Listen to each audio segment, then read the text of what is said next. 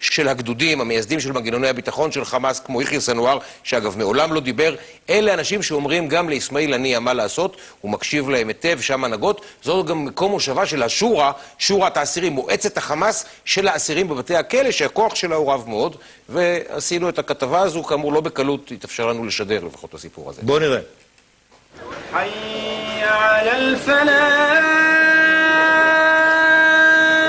באנו לאגף 4 בכלא אשל בבאר שבע כדי לראיין אדם אחד מוגדר. בכיר אסירי החמאס, מי שייסד את גדודי אל-קסאם והרבה יותר מכך, את מג'ד.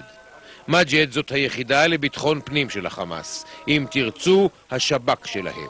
השם מג'ד לבדו יכול לגרום להתקף חרדה אצל כל פלסטיני, בעיקר אם הוא חשוד בשיתוף פעולה. יחיא סנואר לא התראיין מעולם וגם הפעם הוא לא התלהב. هو مش ضد الحوار مع الصهاينة. لا مش ضد الحوار ولا مش ضد الحوار اللي مع الصحافة، يعني بحكيش من الحوار مع إسرائيل. مش ضد الصحافة. طيب ليش؟ هو شايف إنه عندنا في وظائف فلان ممكن يحكي يوصل رسالة. نيكو מכין מקום, בוא תעשו טיול קצת. ניקו מכין קצת עד ש... בסופו של דבר, יחיא סנואר, ראש השורה, הנהגת אסירי החמאס בבתי הכלא, ומי שיכול בפירוש להורות לאסמאעיל הנייה, הבוס בעזה, כיצד לפעול, מתרצה.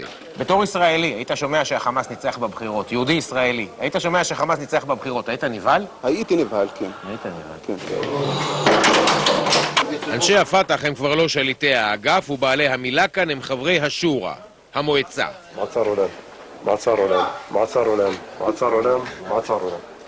לחמאס יש מועצות כאלה בסוריה וירדן, בגדה, בעזה ובכלא. השורה של הכלא היא כעת החזקה מכולן, וכוחם של בכירי חבריה משתווה ולעיתים עולה על כוחם של אלה שבחוץ. מגיע אליך שאלה מהשורה של החמאס בעזה, מהשורה של החמאס בשכם וברמאללה. אנחנו לא מחר עוד חצי שנה. אנחנו מדברים על הודנה ל-40-50 שנה עם היהודים. שואלים אתכם את השורה פה, מה השורה פה תגיד? אנחנו מבינים שישראל יושבת על 200 ראש גרעיניים, ויש לה את חיל האוויר המשוכלל והתוקפני ביותר באזור. אנחנו יודעים שאין ביכולתנו לפרק את ישראל. אני חושב שהעמדה שלנו שאנחנו נתמוך בכל דבר שירגיע את האזור, אבל זה, ואני גם עוד פעם צריך להיות בהיר מאוד. אנחנו עקשניים, וכפי שמררנו את החיים לישראלים בתקופת ההתנגדות לכיבוש, נמרר להם את החיים בדיאלוג על ההודנה. בסופו של דבר, אם נגיע להודנה, תהיה ארוכת טווח או קצרה, נכבד את ההודנה ונוכיח לכל העולם, כפי שהוכחנו תמיד, שאנחנו עומדים על המילה שלנו. פרקו את גדודי אל-קסאם? פירוק גדודי עז א-דין אל-קסאם תלוי בכיבוש ובהמשך הכיבוש. יכול להיות שחמאס היא מפלגה בפרלמנט, שיש אנשים פוליטיים עם חליפה ועניבה, ואותה מפלגה גם יש לה זרוע צבאית, כמו שאתם קוראים לזה, שמפוצצת אוטובוסים. כן, זה היה לחמאס. היה לחמאס הגוף הפוליטי והיה לה הגוף הצבאי, ועבדנו. וישראל לא כיבדה את הפוליטיקה, וחיסלה את השייח אחמד יאסין וכל הפוליטיקאים של החמאס. אז ישראל, ואני מקווה שנגיע להודנה הזאת, והישראלים חייבים להבין שאנחנו כחמאסניקים לא נהיה חובבי ציון. לא תהיו חובבי ציון? לא נהיה. חשבתי שכן. גם אני מאמין שהישראלים לא יחשבו שהחמאס גם ירצו מהישראלים שיהיו חמאסניקים. החמאס כפוף לאידיאולוגיה של האחים המוסלמים, ולפיה אסור למי שאינו מוסלמי לשלוט על אדמה ונתינים מוסלמים. וזה לא נתון אצלם למשא ומתן. כל אחד, כפי שהוא, חייב לקבל את האחר.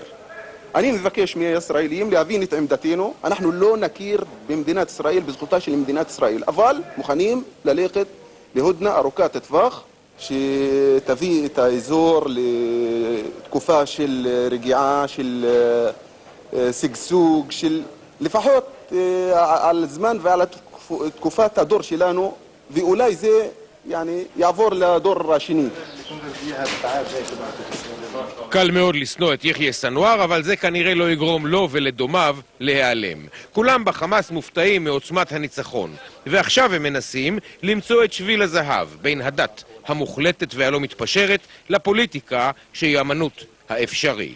מעין כביש עוקף ג'יהאד שיאפשר להם להתבסס ולכולנו אולי להתקיים. סנואר, תגיד, זה יכול להיות שכמו שאומרים אצלנו רק החמאס יכול? אני לא רוצה להגיד את זה כי זה אולי פוגע באחים שלנו שלא הצליחו, אבל מבחינתי אני חושב שיעני היום התקשורת הישראלית חייבת